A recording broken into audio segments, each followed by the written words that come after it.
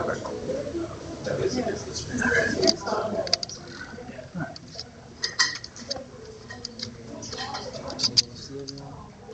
bit further this way. You like the sun.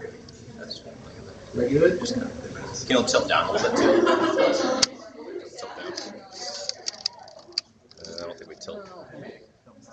There we go. That's better. Yeah. So I gotta stay. We usually put the weight on it. You guys got like a leg weight or something? Can you see everyone? I can see a good number, yeah. Okay. My computer is being funky, so it doesn't want to open this one very critical humor slide up. It's the rebel in me. It just doesn't want to. Load. It's not even all that critical. It's just fun. Forget it. Let's get rid of this thing. Yeah, that's probably cut Dylan out. Yeah.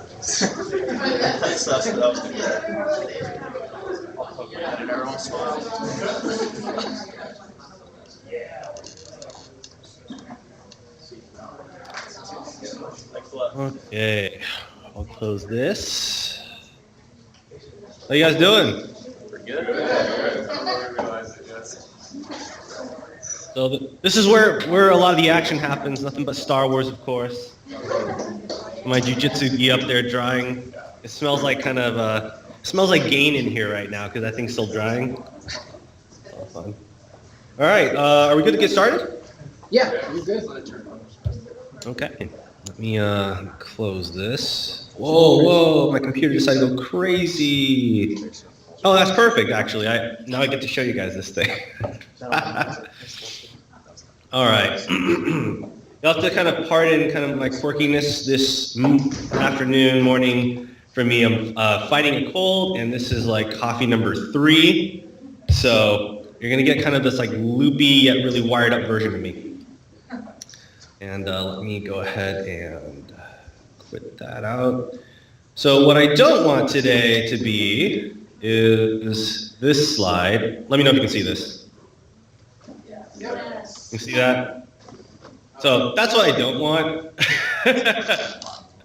I want this to be more interactive. So I got some kind of, call it show notes to talk about. I isolated some data regarding, let me get that off the screen, regarding kind of your specific area.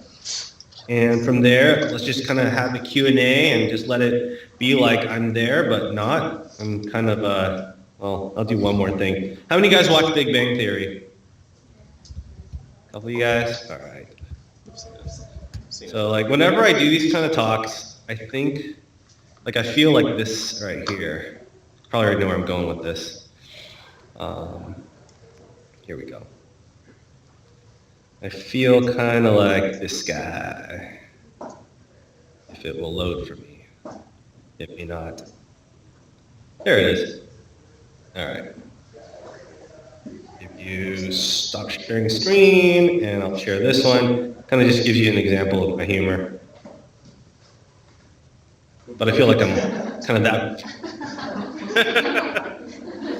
Anyway, all right, let's get down to business. Like I said, right, like kind of the loopy, but coffeeed up version of me.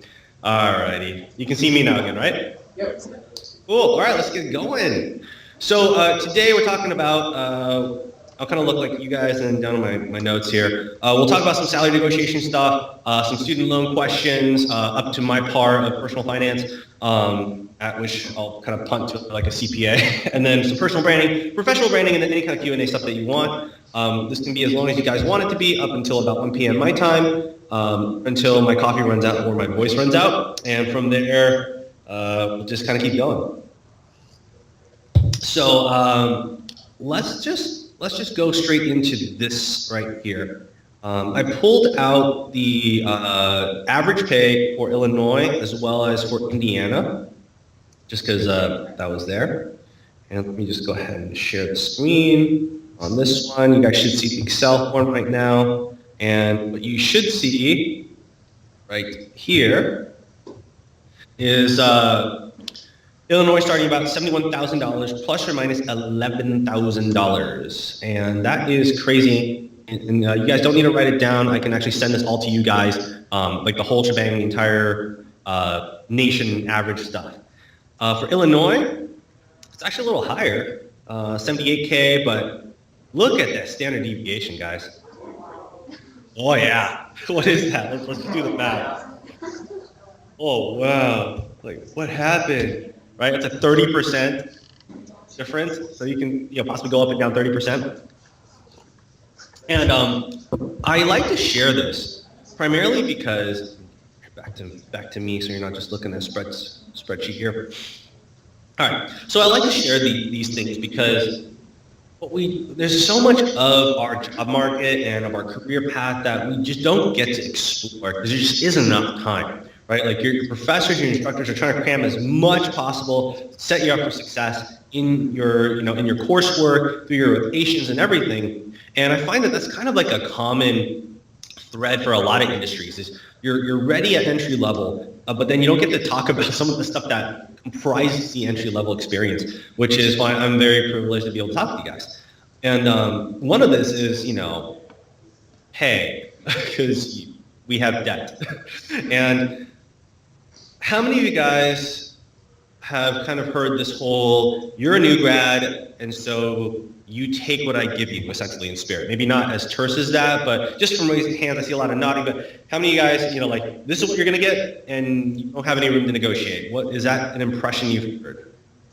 Raise some hands, kind of. Oh, all right. How about, it's a bright new future for new grads because healthcare is changing, and you can make whatever you want? Everybody. Well, it all exists. All of that does. From the whole you have no space to negotiate whatsoever to you can create your own future. And not even from hearing it, just thinking about the fact that the standard deviation is that big, that is actually the evidence for it. Where we are right now in healthcare is very interesting because companies can no longer sustain a couple of things. Can no longer sustain merit-based, HR-based raises, and they can no longer sustain a treatment-only approach to the business of healthcare, because ultimately there is an economy behind it, and then regardless of what the social or ethical or responsible way of approaching healthcare is, the way healthcare is now is still a business. We still have an economy behind it. There's still people that have to make money. There's still resources that have to be spent. There's still consumers that have to give money for services to be rendered. And because of that, when we fold it all back to even the 80s and 90s, you've probably heard, right, if you're experienced as a PT, you get paid really well. And that isn't necessarily the fact. The fact is actually that PTs that stick around corporations and companies and organizations that reward loyalty, they make a lot of money. But the ones that try to laterally transfer a lot and don't take advantage of salary negotiations, they actually don't make that much more than new grads. This is stuff that we verified, in our private data that's actually open to you guys. How many of you guys have heard about the PT job market pulse? Nice. All in the front too. So have you guys shared it with your classmates? Yeah, stop that. Share the love, man. Okay, so the PT job market pulse is the data that I just showed you. I'll forward it to Trace and you can give it to everybody else.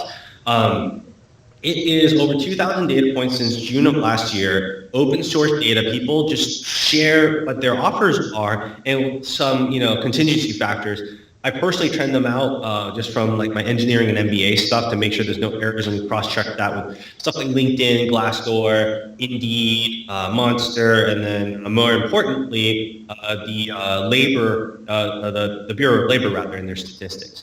And what we found out is that when you look back into the 80s and 90s, even early 2000s, PTs used to be able to join places at, that low ball, classic new grad, you have an experience, so you have nothing to offer wage.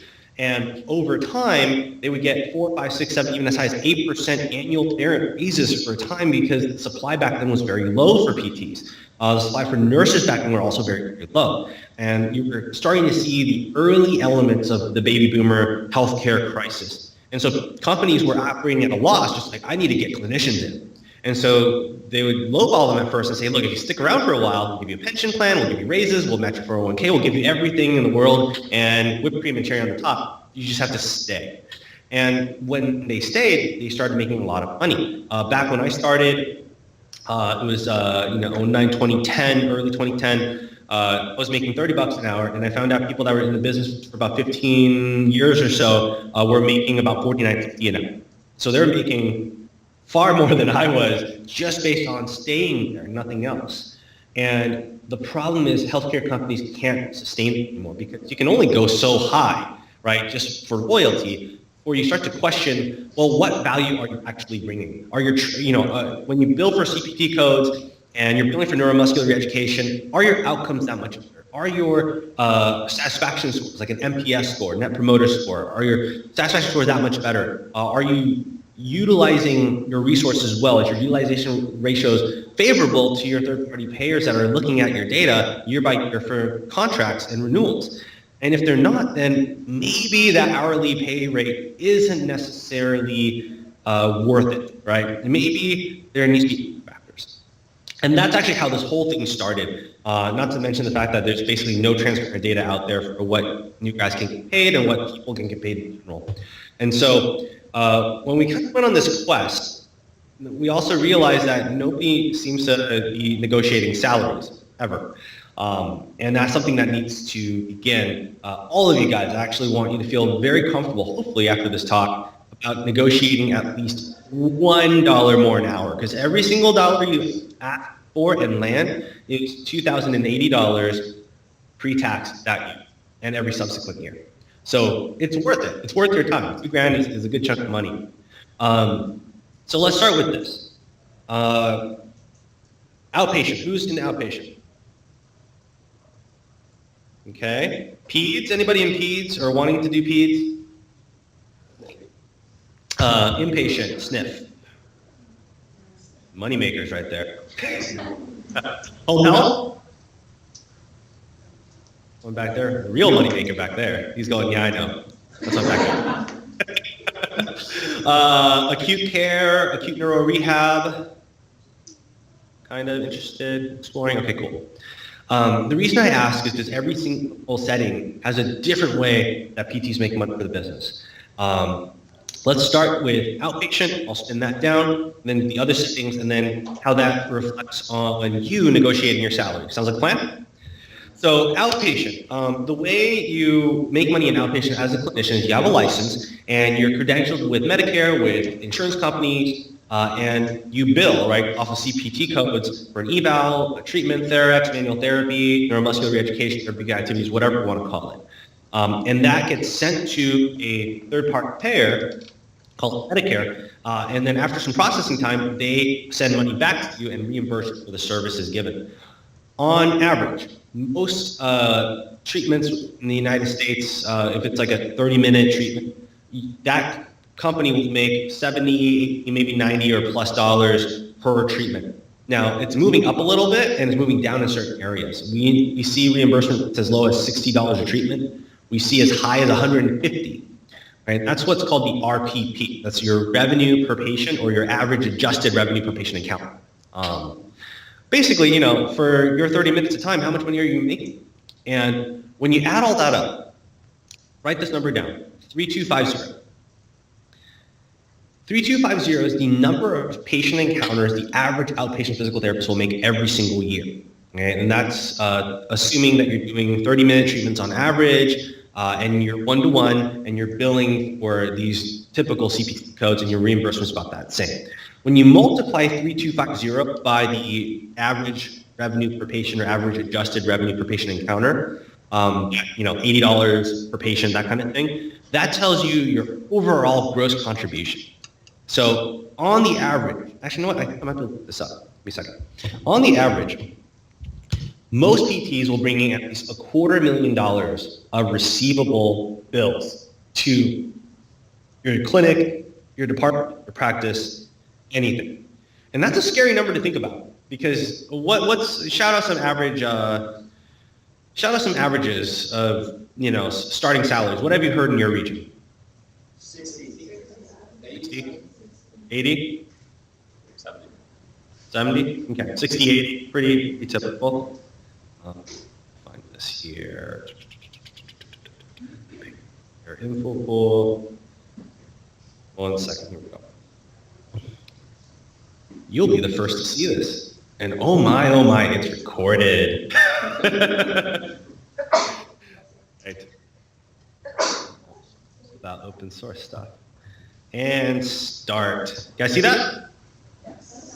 Okay. So this is called the PT pair info pool. This is something that I'm currently working on. And this is just like the PT Job Market Pulse. This is clinic directors, business owners, PTs that know about the business, dropping in their average revenue per patient encounter, preferably in USD.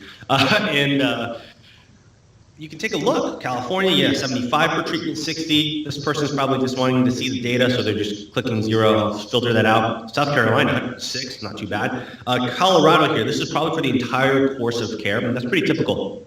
Every average course of care in the nation, almost despite payer source, will bring you about $1,000 to maybe $1,300, $1,400 for an entire eval to discharge. And all these are important numbers to understand. Look at this, 100, 120. Man, what's going on? Like South Midwest making some good money. Any Illinois stuff here? Doesn't look like it. And I haven't really taken a look at this yet. So we're just starting on this. And the reason all this is really important talking, it might sound kind of dry, is because this tells you how much you can actually negotiate for. That's the important part. When you have this information and you're bringing in $250,000 a year, now you can start talking to your prospective manager about, hey, so how do we match value for value? Like if you're offering me 60 and I want 80, how do we get there? How do we make that happen? And without knowing this stuff, you kind of fly in there blind, right? You don't know how much to ask for. Well, typically, you can ask for anywhere between 30% to 50% of your gross revenue contribution. All right, so if your RPP is 80, you're making like $265,000 a year, you can ask for that. Very confident, and most managers will be very amicable to negotiating that. Now, if you go, well, I want $120,000, a good manager will be, okay, so you're planning on working 60-hour weeks, cool.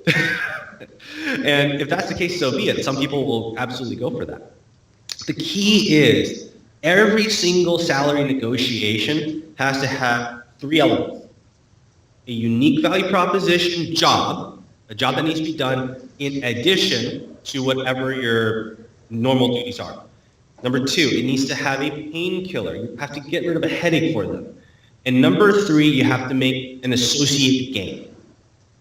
So this can be a lot of different things. Common painkiller, scheduling. Nobody wants to come in at 6 a.m. Nobody wants to stay past 6 p.m. All the work comp patients are in those wee hours in the morning and the twilight zone. So if you're willing to stay for those, then your manager or the clinic owner is going to be a lot more amicable to, oh yeah, sure, I'll pay you a little bit more. Gain maker. If a clinic is very heavy in, say, ortho, but has no neuro services, or is really strong with like the lower girdles, but not upper girdles, all spine, but knows nothing about the upper extremity. By adding service lines, you're adding an entire revenue activity for them, and they'd be happy to pay you if you can demonstrate that you're adding value and taking too much resource. And finally, the job to be done. That's an interesting. The job to be done typically is they're looking for a team member, not necessarily a license number. And that's for you guys to own. It's too easy, guys, to go out there and feel like you have to say yes to any opportunity. I think that's a common fear, right? Like you graduate, you go, okay, I hope I pass the awards, and I hope I get a job, right? It's a very common thought process, but I'll tell you this right now. There are more 6-figure paying PT jobs available to sub 5-year PTs than we've ever seen before. And that's because by 2020, there's going to be less PTs than there are PT jobs available. I mean, there's going to be less PTs, yes, that can fill PT jobs. The amount of healthcare demand by the baby boomers is going to explode. And so outpatient home health are going to be they're already gobbling people at a loss. I can tell you 3 direct stories right now of a for-profit hospital acute care PT for it was offered about 38 out of the gate. Most of you guys are like 30 out of the gate. Perfect, right? That's like That's pretty much $80,000. I'll take that job. And she negotiated for 46 an hour, and then 50 on the weekends. No questions asked. Another PT, travel PT, home health, outpatient mixture, making $130,000 this year. He came to me because I just do this. If you see me on social media, like, you know, bling, hey, I have a moment to chat. Like, okay, sure. We chat, and he says, I'm going to counter. I was like, what are you going to counter? Well, they're offering me $45 an hour for outpatient. And most PTs, even the very experienced ones, are like, I have a great offer. So the guy goes, like, I've learned so much from you, and I've been looking at the PT job market data. I'm going to ask for 65. I told him he's nuts, right? Yeah, everything. 65, insult. The owner came back at 59, not insulted at all. And that's because of those margins, right? Because you're making $250,000, $260,000, $280,000 a year. Owners and clinics can afford a large sway so long as you're making revenue gains for them just that level. But then there's the whole like team membership thing and like, are you belonging to the organization, how long are you going to stay for? All those things are negotiable. And you know, I hope I'm not boring you too much with these numbers. The reason I want to talk about them is because nobody ever does, right? Like, it's just nobody talks about these kind of numbers, and they're important because without knowing these things, we don't really know what our value is on that base revenue and salary level. And so, let me move on to okay. You know what? Let me not move. Let's quickly take, just realize these topics are so diverse. Let's take some questions. It's a good time to do questions. What questions do you have? I think that's a pretty good primer, talking about kind of the financial value of what we bring and what you can get and what you can ask for. What questions do you have, and then we'll kind of move topic to topic. Go for it. They're making fun of me for raising my hand. So in the case you just were talking about how the outpatient PT applicant responded with a greater than $60 per hour and then got back to 59. What state was that in? That was in California. It was in like the Los Angeles area. Now, certain states pay better and worse. Like Colorado is not a really good paying state. Certain areas of Minnesota are very good. Like Vegas, Nevada pays excellently for whatever reason. And upstate New York doesn't pay very well. Philadelphia and that Pennsylvania area doesn't pay very well, but then New York City pays excellently. And certain parts of the Midwest pays very well. South pays pretty good too. But it's highly regional. That's the other thing is you can go like across, you know, the state, on the opposite side of the state, they pay excellently for whatever reason. It has to do with what they are able to negotiate for. Yep. You mentioned that by 2020 that there's still going to be a higher need for PTs to fill like patients, but with other conversations I've had, I've heard that it's like the opposite. Like PT is actually getting very saturated. So I was just wondering where, well, what is it? Is it PTs getting too saturated, or we're still in a good setting? Yeah. So somebody sent that to me. I think was it an APTA article that you read? Yeah, it was that, and then a conversation I had with a couple PTAs actually. So where they're probably talking about, they're probably working with slightly lower data older data points. You know, because of what I do, I consult for some pretty interesting people, including a private equity firm that just dropped $300 million into a PT company. So for those of you who know stuff about private equity, those guys don't lose. They don't know how to, right? Because they make money by making good investments. And when you hear of a private equity investor dropping hundreds of millions of dollars into a PT company, they're not expecting PT to slow down ever. They're expecting PT to continually grow so they can not only recoup that $300 million, but very likely make $800, $900 million from that investment. And so, yes, there's a lot of PTs being pumped out of schools because there's more programs, cohort classes, whatever, they're getting bigger and bigger, right?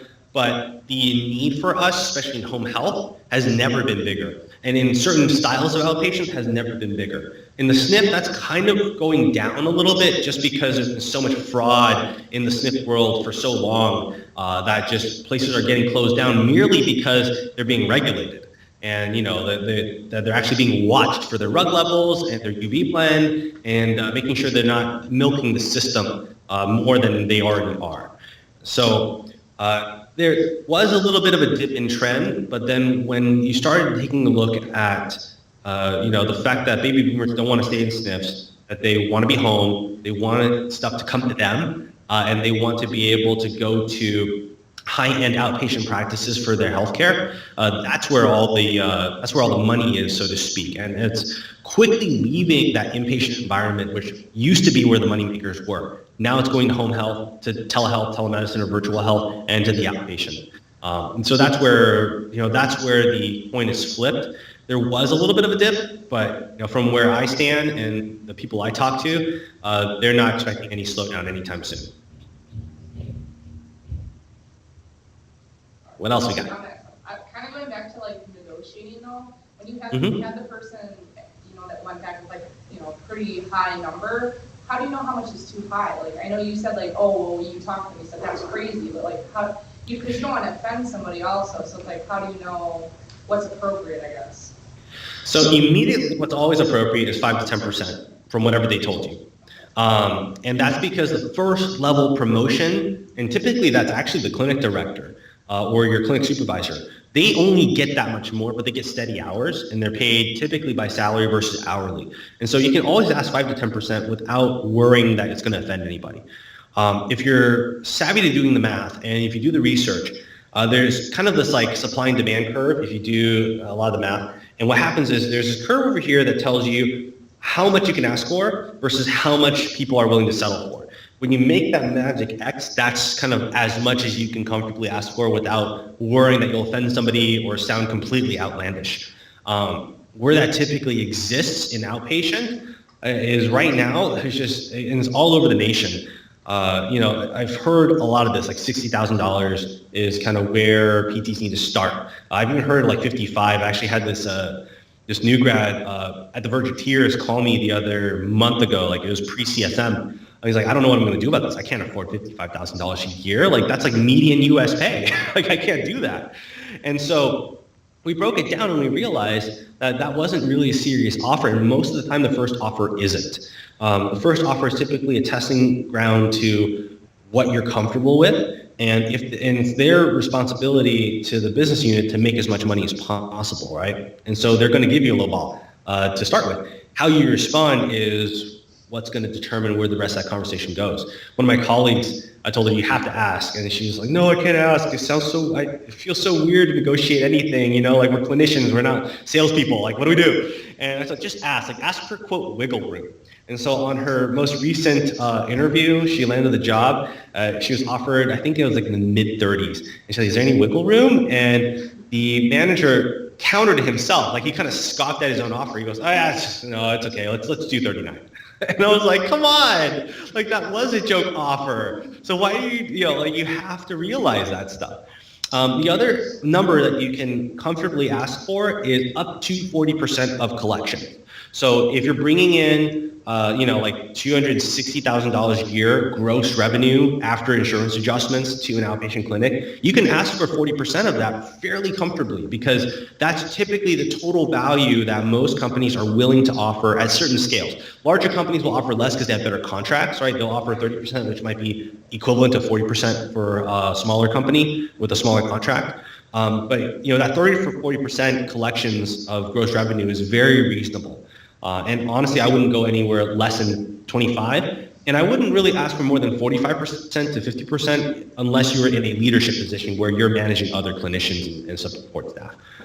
Those are very common numbers, and places that don't want to talk about it usually have something to hide, either from their own current employees that don't know how little they're being paid, or they're not as financially solvent as they are trying to come across to be, which means you don't want to work there anyway because you don't know if they're going to be stable. Got a follow-up question. You actually partially answered it there. How upfront do you find clinics to be when revealing their RPP in like the interview process? Places that value you, places that you really truly want to work for and hang your hat there for a certain amount of time, they're very comfortable because those are numbers that should be pretty much top of mind for most managers. Definitely was for me, and for clinic owners, they should know that too, because that's how they can sustain that lifestyle and that business model. Have you guys seen that Know My Value PT calculator? put up? Yes, no? Okay, let's pull it up. Let me pull this up. So I created this the other day, as in like maybe a couple of weeks ago.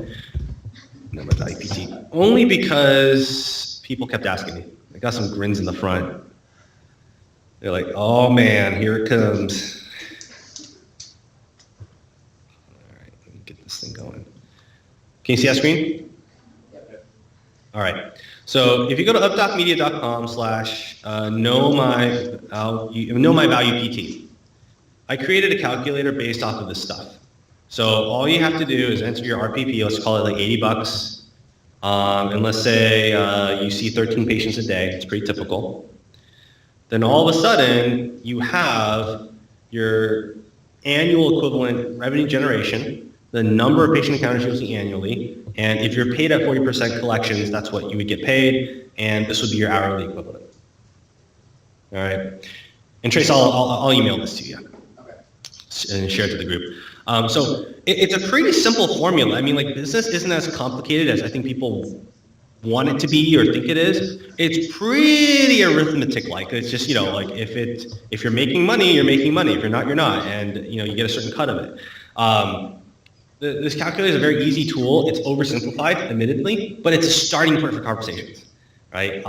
It tells you, how much you're bringing in and how much you can comfortably ask for at either a total package or just a cash value package. But to answer your question again, they should be pretty transparent. If they're not, I'm worried they don't know about it or they don't have access to that information, which makes me worry about that corporation or company or entity entirely, because that's not a good place to be secret.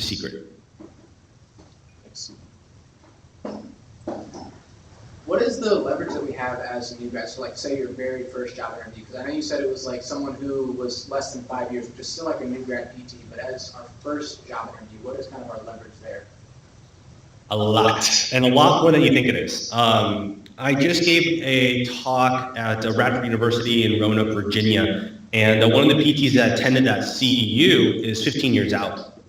And he wanted to share the fact that even at 15 years out, he was having issues in terms of leverage because now he's expensive, right? So there's actually a lot of leverage that you have as new grads. I can't express enough that A, you have to be able to ask and be willing to ask. B, you have to have a good reference point so that you're coming in with armed knowledge versus just going, I'm going to ask for $10 more an hour just to see, right? Like you have to have some kind of reference point. And then finally, you have to be okay with walking away from the deal. That's the other element of negotiations that you have to be okay with, is you have to value yourself enough that you will say no to bad deals, because that's a problem in our industry. That's how we got in a lot of the trouble that we're currently in right now with third-party payers. Was back in like the late 80s, early 90s, early 2000s even, when we were renegotiating as an industry with third-party payers, we kept lowballing ourselves. So you had like CFOs of huge companies go to like Aetna or Blue Cross Blue Shield and say, oh, no, it's okay. Like just, keep our contract. In fact, just knock like $5 off a treatment. Just keep us, don't leave us. Versus going, no, like prices have gone up. So your price and my price goes up, pay me more, right? That's like the natural way of negotiating. You don't negotiate down, you negotiate up. And that was an issue that we inherit as a culture. So the leverage is massive, especially because you guys are fresh off of everything.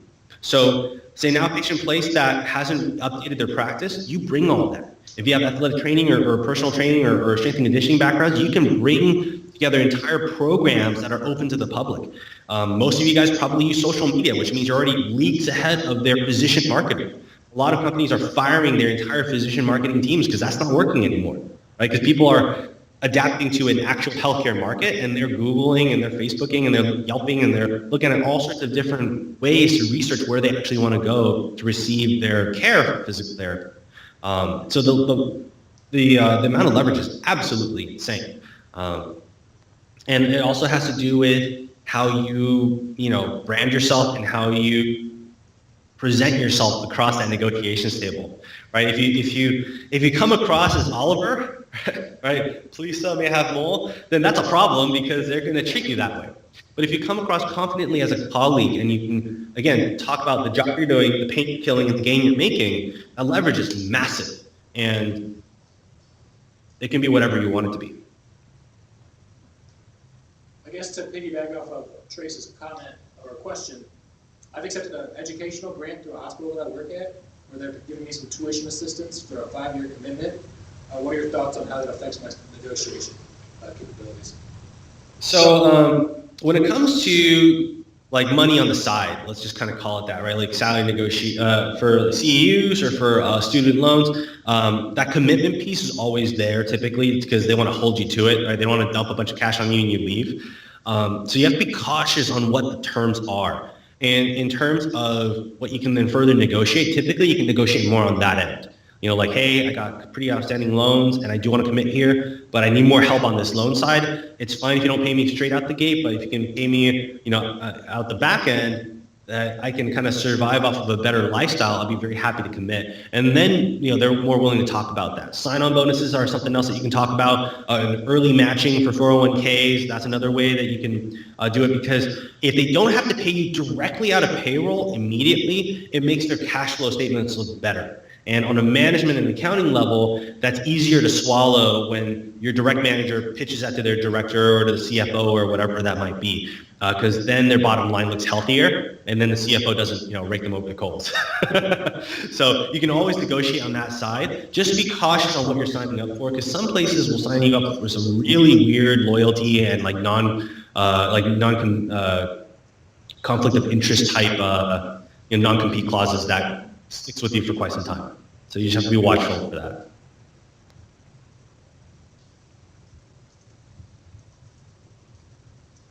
Anything else?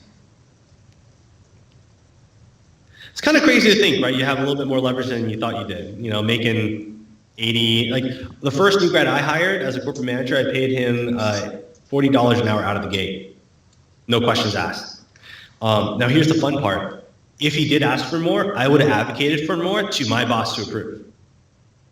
So, and that's the saddest thing, is nobody ever asks. I remember there's I was in charge of OT speech and PT at the time. There's an OT of like 20 years that ended up taking a pay cut, but we would have offered her more if she negotiated for it. So it's just something that you need to start practicing, like speaking off the cuff of what value can you add, what pain can you kill, what gain can you make, and then justifying that with a number. All of a sudden makes a lot of sense to the person that's across the table. Some companies now are separating out that chain of command. So what they're doing is they make you negotiate with an HR director or an HR representative, but all the clinical and kind of operational stuff goes to the direct hiring manager. Something to be aware of. All right, shall we move on? Let's see, student loans. I'll tell you as much as this in terms of student loans. If you want to pay off student loans quickly, there's no better place than outpatient. I mean, not outpatient, but home health to do it. Home health, new grad pay is about $95,000 a year, give or take, easily over 6 figures. And it becomes kind of addictive because I've lived that before. Because all of a sudden you're like, wow, this is nice. I have cash flow, and you're paying off significant debt. It gets pretty addictive to make money like that. There's always that concern of, oh, you're isolated, or you don't have the clinical skills to be out on your own in the boonies, but that's not necessarily true. Quite honestly, it's to me a little bit of an insult to programs and to instructors and to your professors to think that PT hasn't improved in the last 5, 10, 15 years, because it has. Your education, quite honestly, is quite superior to mine if you matched it button for button, and that's just because the DPT has evolved over the last 10 years. And when it comes to good home health companies, a lot of them will give you 3, 4, 5, 6, even 8 weeks of preceptorship. So they'll have you follow a seasoned home health clinician for that amount of time, and you get paid by the hour, which is pretty crazy because you're really not billing or adding value from a financial level. But what they want you to do is feel comfortable and well-trained so that when you are ready, you can go, right at the docks and do what you're supposed to do on a home health front.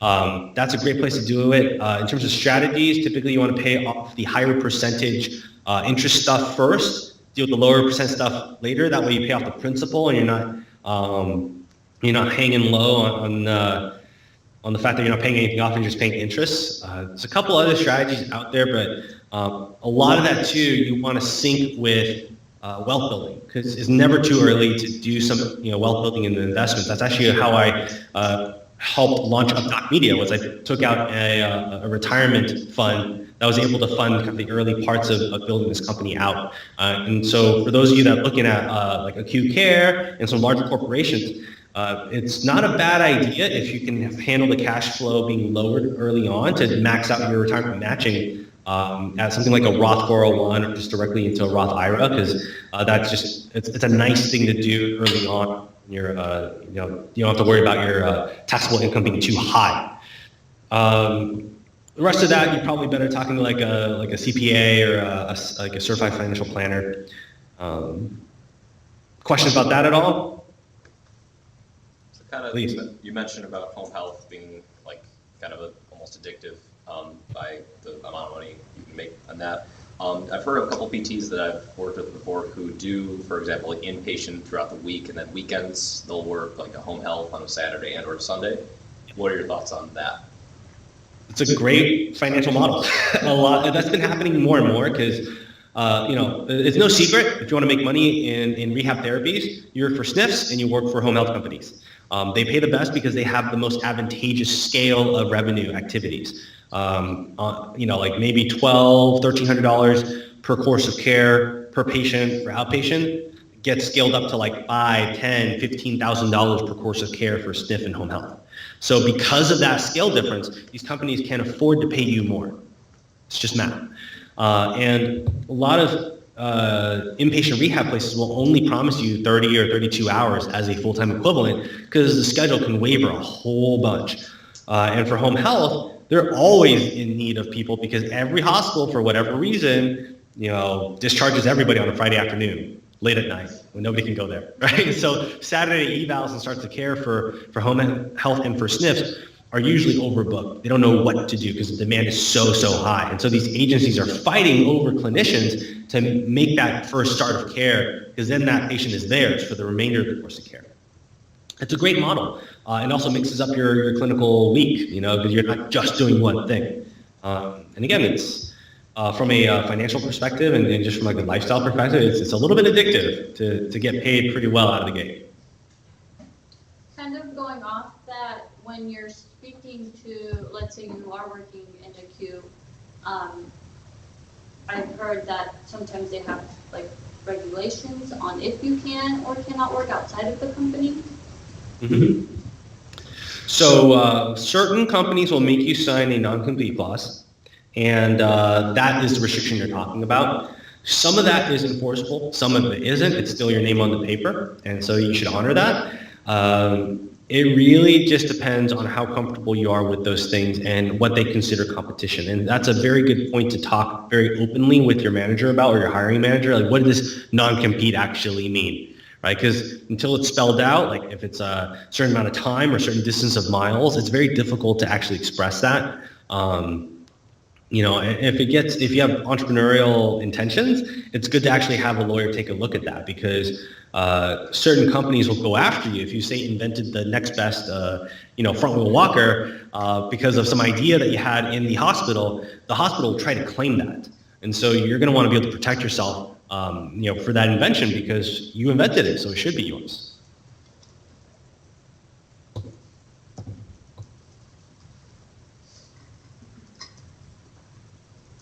Alrighty. Let's then move on to personal branding, which really in our world is what's your social presence and what's your resume. So have you guys practiced writing resumes yet? No. Okay, I'll put it in PT lingo. This is always fun. The more you get in, the deeper you get into the PT world, the more you realize it's all a cultural language. Like, I made this joke about Maitland and linked it into accounting over this business dinner, and we're like, only at a table full of PTs could you be like, that's a Maitland joke. It's like, or that's a McKenzie joke. And it's like, wow, like we're really in our own head sometimes. The resume process is a soap note. Get ready. Ready? Resume is a soap note. Your cover letter, that's your S, that's your subjective. Your cover letter should be a subjective sell of who you are and why you belong to a team. It has nothing to do with anything objective. It's all about them getting to know you in about half a page to 2/3 of a page. The longer ones tend not to get read thoroughly or at all. So make it biteable and easy. Think way back to like your senior year of high school when they taught you how to write a personal statement for 4-year universities. They really do need to and want to get to know you. You also need to be able to link that area to the job description that you see online. Most of you will probably apply for a job through an online portal. Those online portals work the same way Google search engines do. They run it for keyword indicators, they give you a relevancy score, and they put you at the top of the list or the bottom of the list, and then the manager will basically just sift off the top until they get bored or tired. So if they say something like energetic PT, passionate about pediatrics, with a love for soccer, then you go, hi, I'm Ben. I come from here, and I am energetic and love soccer.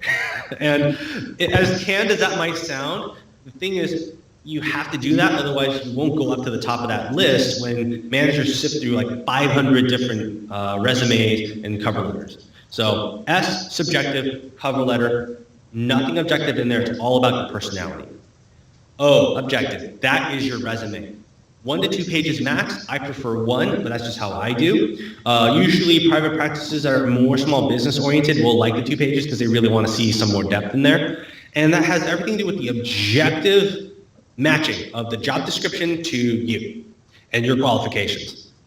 Your qualifications coming out of school are going to be stuff like where you rotated, how much supervision was required at the end of the rotation, what was your level of productivity, what was your utilization ratio, what was your NPS scores, what was your patient satisfaction ratios, and all that kind of stuff. Those are important data points to actually gather and get permission to gather when you're on rotation if they allow it. And it's a very simple conversation. Can I take some of this data home with me? Because I would really like to, we'll redact everything so patient and company confidentiality is preserved, but I'd like to have this just for my own reference so that I can use this to apply for, jobs when I'm out of school. And most companies will be fine with most of that. Some companies are a little bit more conservative, others say, yeah, go ahead, these are yours. So long as you're not, doing some HIPAA violation stuff. But the resume is not a time to sell yourself. It's a time to show that you are a good objective match for that position.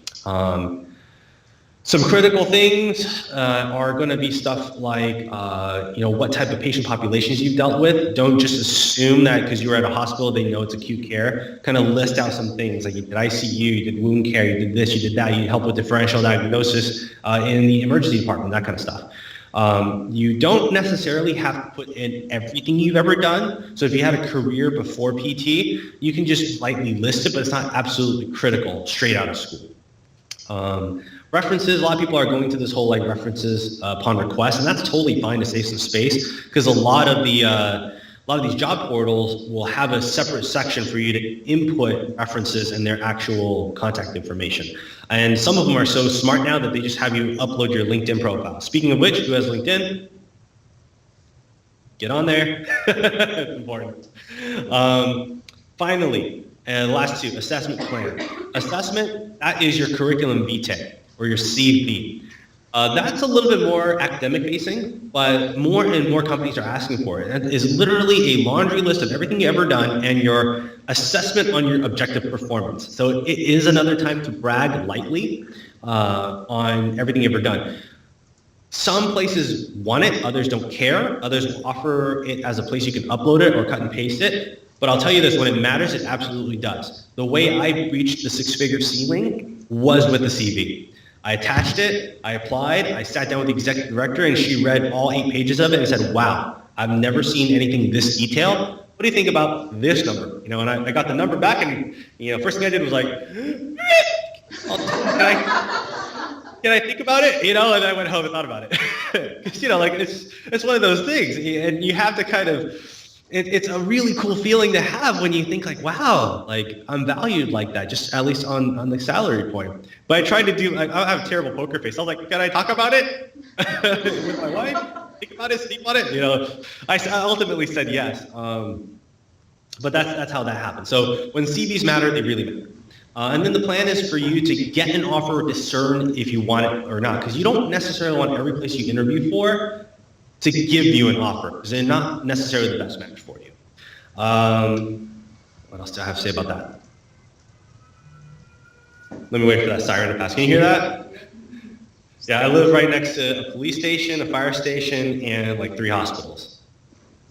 So, if I'm ever in trouble, I'll be okay. Let's see. I think that's like the resume talk. People ask about, like some people ask about like the differentiators, like if you have an ATC or CSCS. That, or like if you get like credentialed, did that help, like an OCS or SCS or a fellow? That just depends on the place. Some places love it, some places don't care. It really does depend, and that's just a question you very openly asked. You're allowed and encouraged to ask more questions than you think you are, because I think we, as physical therapy colleagues, we think that these numbers and asking about money is just such a taboo subject when it really shouldn't be. By making it taboo, it really cripples us, to. It really does, right? It handicaps us in how we can demonstrate our value and talk about it openly. And if we can't talk about it within ourselves, how do we actually express that to the general consumer, right? It can't happen. And probably a good segue about social media. Most of these larger corporations have access to third-party softwares where they enter your name and it gives you this collated data of all your social footprint.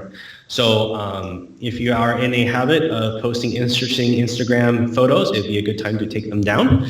Snapchat's still safe, so that's your own business. And otherwise, it's good to start curating a strong digital footprint, especially if you're interested in private practice or future leadership, because that will come back to either help you or hurt you.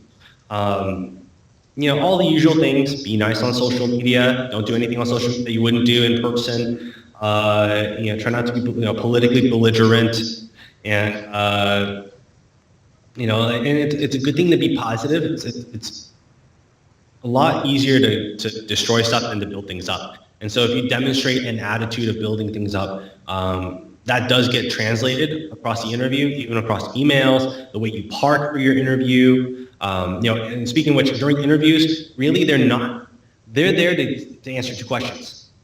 Do I like you? Can I trust you? Because they're going to spend 2,080 hours with you every year at least. So they have to answer that question. And so you have to be wary, because certain places do seek your shoppers for part of your interviews. I've done that for my own employees when I was working corporate stuff, where I would have one of my assistants or an aide or an LVN. I'd say, hey, can you pretend to be a patient and see what happens? And so like if you give up a seat, or if you hold open a door, or if you're nice to my receptionist, all those things matter to me. And all those things matter especially to private practice owners that really, really, really care about the legacy they're building. I think that's good enough for that bit. Questions? So you mentioned a little bit about like doing like a residency or some sort of credentials after school. Is that something that you personally, like I know you said it kind of depends on places, you as like a hiring manager, is that something you look at positively? As a hiring manager, I definitely look at that positively. Can I pay you more for it? Just kind of depends. The one credential I can tell you for a fact is a factor now on a financial level is the McKenzie credential. It started in North Carolina as the earliest I know of. I know that it's happening in Virginia as well, where clinic chains and corporations are coming up to insurers and saying, look at the data we have. Can you give us a differential pay for McKenzie, credentialed clinics? Like the entire clinic is just one big McKenzie clinic.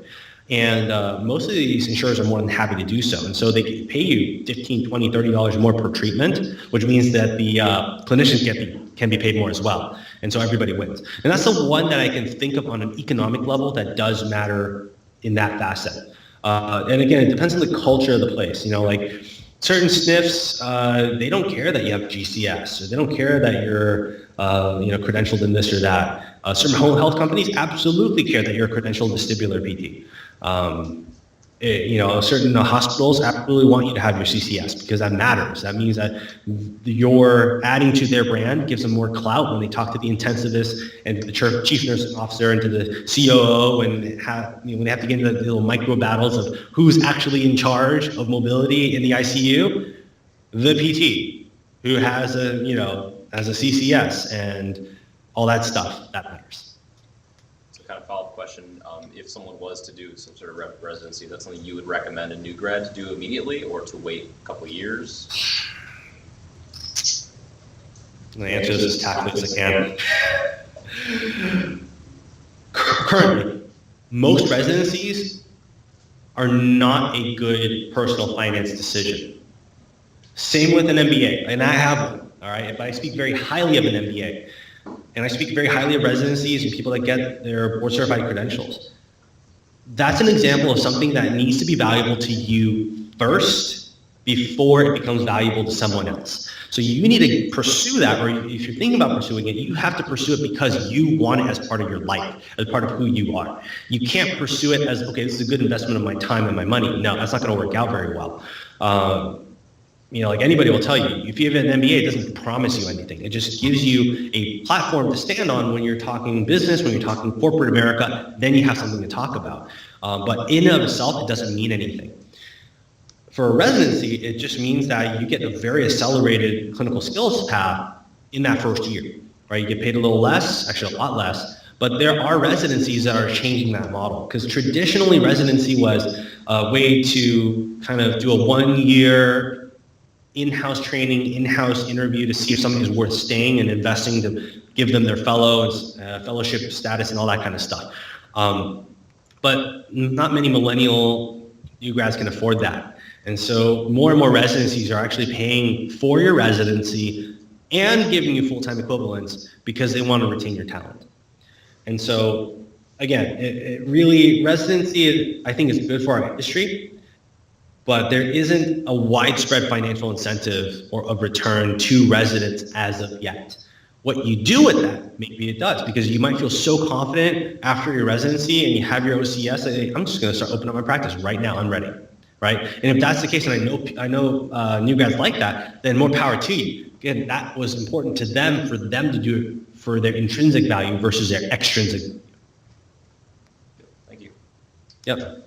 I have a question. Can you touch a little bit on cash pay or cash-based practice? Yeah, sure.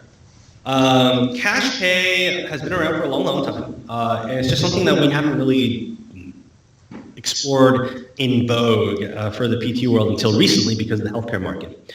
If you think about, say, a massage therapist, that's really what it is. It's we have a certain skill set. Ours happens to be both health-oriented and medically oriented. And what you do is you can set up a cash practice either as a micro practice, say within a gym or within another clinic, or you set it up as a full brick and mortar area. And you just charge cash. There's a lot of dentists that do it this way, and what they do is they market themselves for better outcomes for less money and over less time. You split the difference, and everybody wins. And that's typically how it's marketed. Or it's marketed as a super high-end practice where you're totally pampered. You get 60 minutes of treatment or 90 minutes of treatment, unlimited telehealth access after 6 p.m. to like 8 p.m. First come, first serve.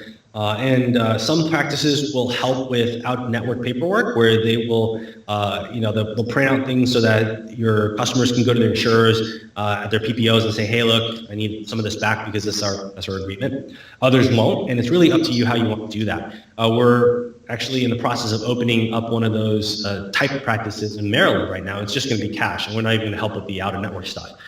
Reason being, most people now are transitioning to high deductible plans. And so you have to spend like $5,000 out of pocket anyway before insurance is going to cover anything. So you just go straight for the cash. And if you can show that you're going to spend less than that, then it's worth people's time. And time is really the final argument, is instead of going to quote a mill, right, for 16 treatments over 8 weeks, why don't you come to my place for say 2.5 weeks, and you'll be better, and we'll do some periodic Skype checkups or Google Hangout checkups or phone call checkups to make sure you're okay, and you'll be on your way and you'll spend a lot less money. And that can get me on a really long tangent on how to market for that.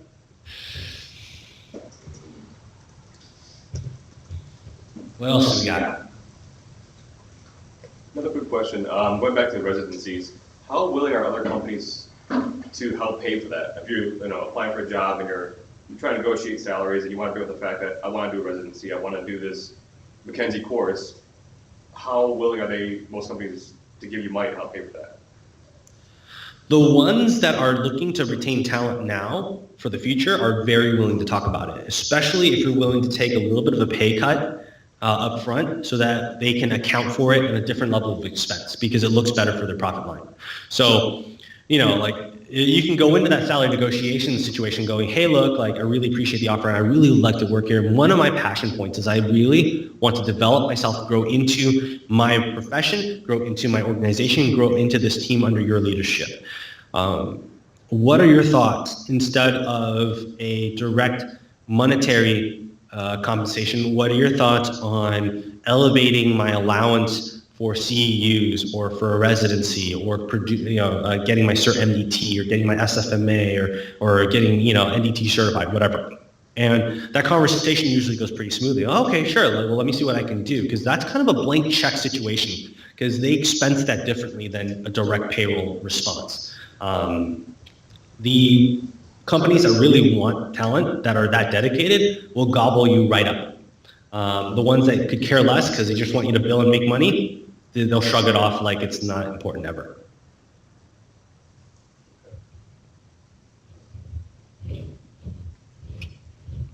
Anything else? Questions to life? What coffee am I drinking?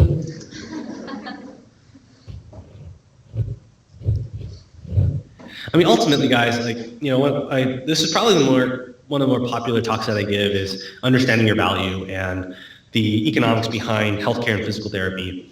And, the biggest encouragement I can give you guys is really to explore your intrinsic value of what you can bring to the table. And it's a lot more than you think.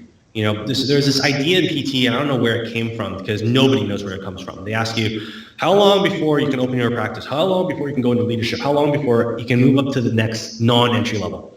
And everyone seems to say 5 years. And nobody really knows where that comes from because there's no data on that. There's no, there's no HR study. There's nothing. It's just somehow people just thought of 5 years and there it is, this blank, arbitrary number. But I made management, national speaking platform, TV interviews, and 6 figures in 3 years. I don't feel that I'm that special. I really don't. I'm kind of this San Diego surfer dude. I really, I'm smart enough to be smart. I'm smart enough to know where my limits are. But I also feel confident in what I can bring to the table. And if you ask nicely, most people respond very well. They may not be able to say yes. I mean, that happened to me when I breached 6 figures. I promised myself I would never get paid less. And that can offend people. And it's okay, right? If you're not pissing off at least one person, then you're doing something wrong because either nobody cares or nobody's listening. I'm not sure which one is worse. When I breached 6 figures and I was going like a PRN transition so I can start this company and start to advocate for our profession on a media level, I went up to DORs and clinic directors and I basically, told them my number. And a lot of them, actually it's funny, a lot of them were like, oh, I'm glad you're not asking for more. I was like, what? Which means there are people asking for, crazy amounts of money. But also, most of them said, I'll see what I can do. You're obviously very experienced, you bring a lot of value, you have management experience, and you're fairly well known, in our industry. So, I'm happy to have you. If I can get my boss to approve this, and I'd like to have you on per diem. And those that had that same conversation, some would say yes, others say, you know what, my boss didn't approve it. In fact, it'd be kind of an insult to my current staff that have been loyal to the company for 12 years. And I totally understood that. I was like, that's fine. I appreciate that. I appreciate that as a manager, you value your current team members with an equitable attitude. And that means something to me. So if there's anything I can do for you in the future, let me know. It's a small world, and I'm sure we're going to cross paths. And it's a normal day-to-day business-to-business conversation. It's not this oh, don't talk about money. It should be a very open, normal conversation. Same with how we easily converse about somebody's gait pattern or different theories of manual therapy and pain science. It should be that simple of a conversation. And when it becomes that way, we find ourselves better equipped to advocate for what we can do. kind of like a specific question, I guess. I've heard, I don't know if it's a rumor or a theory, or I don't know if you has anything to back it up, but with like travel PT, to not do it directly out of school, like to wait a couple years till you get experience in different settings. What are your thoughts on that? Is it theory? Does it have any value?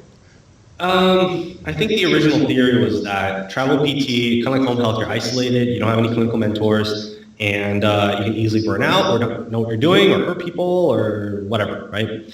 I think historically there was some value to that statement and that sentiment. But quite honestly, you know, I know what I'm about to say may make some people uncomfortable. It will definitely offend certain people, but I'll stand by it. The doctor of physical therapy degree is a legit thing and is not to be considered as a trifle, you know, and yes, while there's MSPTs and BSPTs and RPTs with 40 years of experience, they bring something unique to the table the same way you do. Your understanding of diagnostics, of clinical prediction rules, of a lot of this high-end science-based approaches that is very applicable to population health management, which is basically the front lines of healthcare as it is. That, as superior as it is something that experienced clinicians don't necessarily know about. But at the same time, the experienced clinicians might have light years ahead of you in terms of manual skills, and that's okay. We don't all have to have the same strengths. That said, you know, I think that most DPTs out of the box are ready to go. You know, again, I think it's an insult to think otherwise, because otherwise, why are they giving you doctorates, and otherwise, why are we insulting our educators that way? You know, you guys are absolutely ready to go. What you need is employment, and you need employment exposure, and you need clinical exposure. You need to see, say, a Guillain-Barré for the first time, and from there you'll know what to do. You know, and I've seen that over and over again. And it's not the degree, it's not the experience, it's the person. How ready are you? I had a very strong neuro rotation, a very strong ortho rotation, and honestly a very fun acute care rotation. And so I didn't feel the need to have, you know, residency or experience or additional credential. I felt ready, and I demonstrated that. I was ready. And you have to be self-aware and evaluate that for yourself. The rest of that travel thing, I would point you to people like April Fajardo. She's been a travel PT since she got out of school. She's doing great. I really do think it's, if you feel ready and you can get mentorship on digital means, then, you know, honestly, I think you can do anything. And I think that sentiment came from a time when it was difficult to do remote mentorship. But now there are all sorts of mentorships, you know, through social media, through private groups, through, you know, like self-collected masterminds. It's everywhere now. And you don't have to do it in person. Thank you.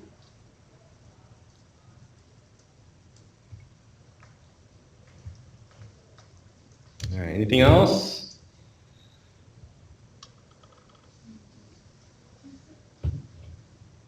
How do you make 6 figures on your first year? It's actually not unheard of. I've actually heard more and more new grads actually, you know, they go down this mental thought of, well, I'm $150,000 in debt, and I kind of want to have a life by the time I'm 40. So they set out going, look, I'm not going to be the universe's gift to manual therapy. I'm just not. But what I am going to be able to do is help people, and I'm going to make a decent living at it. And so these new grads set out, and they keep engaged through social platforms and through Con Ed courses and through conferences, and they work 50, 60-hour weeks in home health, and they make $130,000 a year, pay off their loans in like 3 or 4 years. And that's a perfectly fine pathway. Now is the time to be innovative in terms of how you want to approach your career path. It doesn't have to be get experience, get a credential, move up. It can be just move up or just make money and then skip around. And it's important not to pigeonhole yourself, because more often now, experienced PTs don't know what to do when their hospitals close or when their SNFs fold, or when their outpatient clinic owners decide to retire and sell the practice to a corporation that they may not want to work for. So then how do they transition? Right? How do you move from 20 years or 30 years in an acute care hospital and go into home health? Or how do you go from, you know, the same amount of time or even 10 years of SNF practice and go to outpatient? How do you do that? Right? And so it's perfectly, honestly, strategic to have a diverse set of skills and revenue activities for your household incomes, so that you don't fall prey to that, because it's a pretty difficult hole to dig yourself out of.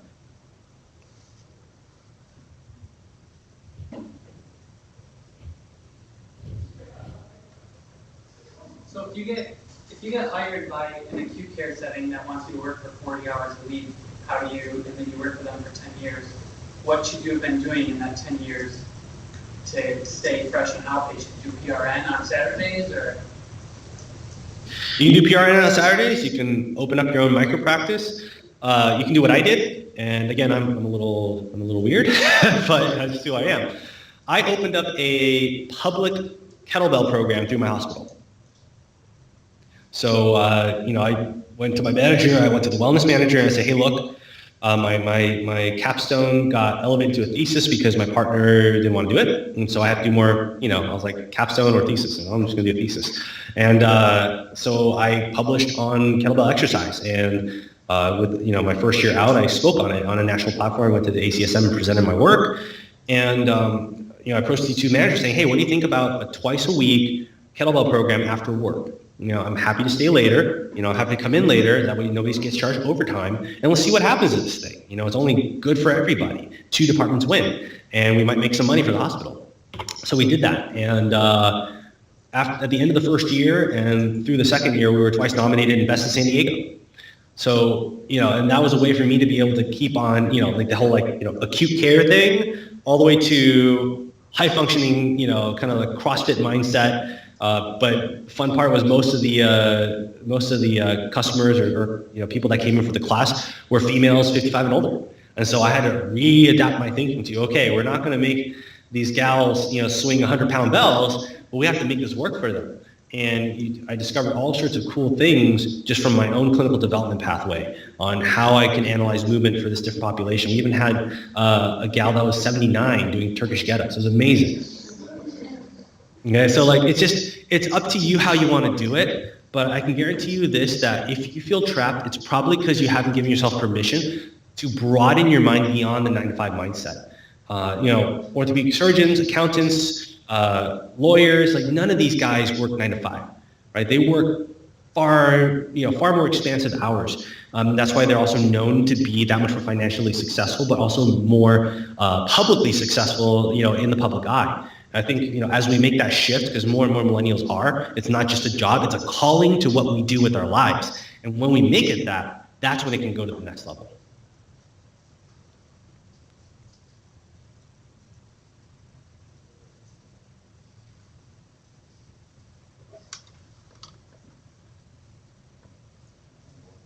Okay. Everybody food coma?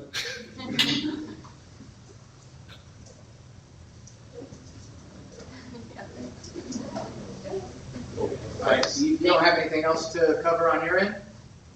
No. It's if you let me talk, I'll just keep talking. So don't do that. We are all good on our end for any last question. I think we're good.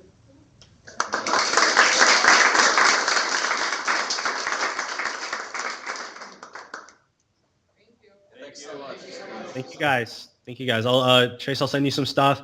Guys, if there's any questions whatsoever, please, let me know. Trace will tell you I'm super accessible. I chat over any platform that you wish to, especially Snapchat, because I just love it. And, if there's anything you guys need, just reach out. If it's a serendipitous situation, I've been known to pick up the phone and call you right there. So just let me know. Thank you so much. All right. Have a good day.